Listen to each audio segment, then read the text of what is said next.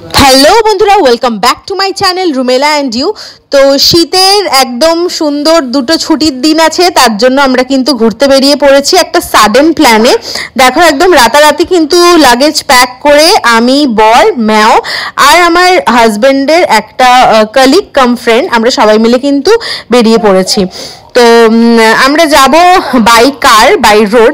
এবারে কোথায় যাব, কোন জায়গায় যাব, কোথায় থাকছি, সেই সমস্তটা কিন্তু ক্রমশ প্রকাশ্য।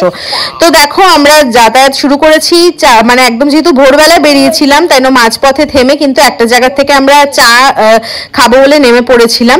তো সেখানে আমাদেরকে বললো একটু টাইম দিতে হবে, চা বানিয়ে দেবে। তাই জন্য দেখো, চা কিন্তু বানিয়ে দিয়েছে। একদম বলা হয়েছিল যে কড়ক চা একদম বানাতে, তাই কিন্তু একদম কড়ক চা বানিয়ে দিয়েছে আমাদেরকে।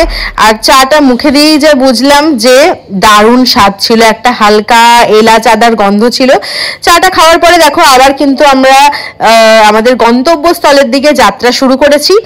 জায়গাটা ভীষণ সুন্দর, দুদিকে সুন্দর সুন্দর হচ্ছে গাছ ছিল, তো দেখে বেশ ভালো লাগছিল। সামনেটা একটু একটু কুয়াশা মতন।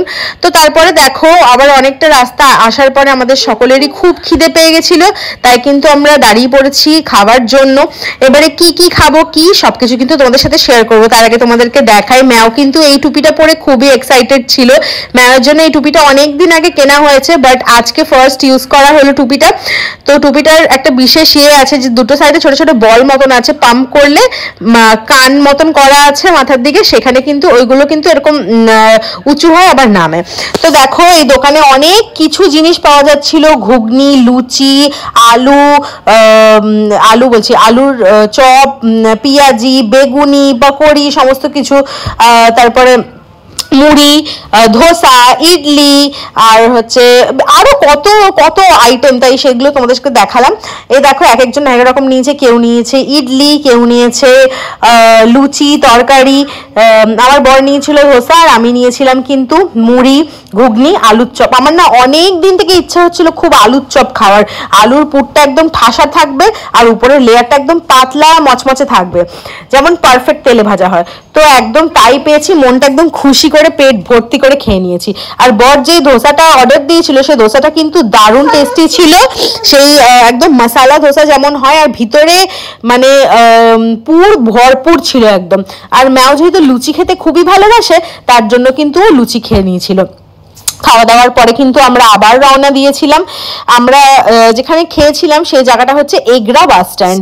তো সেখানে খাওয়ার পরে কিন্তু দেখো আমরা উঠে আবার গাড়ি করে যাচ্ছি, আর ম্যাও এদিকে অনেকক্ষণ থেকে বলছে আমার পেটে ব্যথা করছে, পেটে ব্যথা করছে, অস্বস্তি লাগছে।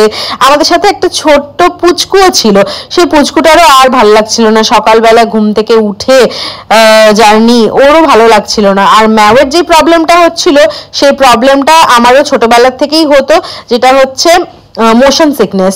তো কিছু করার নেই, সেটা জার্নি করতে করতেই আস্তে আস্তে ঠিক হবে। যেতে যেতেই কিন্তু আমরা নেমে পড়েছিলাম একটা দাদার বাড়িতে। দাদাটা হচ্ছে সুরজিতের অফিসের বস। তো ওই দাদার বাড়িতে আসলাম। দাদাটা মানে বাড়িতে অনেকগুলো আমাদেরকে মিষ্টি দিয়েছিল, আর এই ছোট্ট পুচকুটা দৌড়াতে দৌড়াতে পড়ে গেছিল বলে দাদা আর্নিকা জেলও লাগিয়ে দিয়েছিল। তারপরে কিন্তু দেখো আমরা খাওয়া দাওয়া এখানেও কমপ্লিট করে চলে যাচ্ছি আবার আমাদের গন্তব্যস্থলে। তো এবারে কোথায় যাচ্ছি, কি ব্যাপার, সেই সমস্তটা কিছু দেখার জন্য তোমাদেরকে দেখতে হবে আমার নেক্সট ব্লগ। টাটা।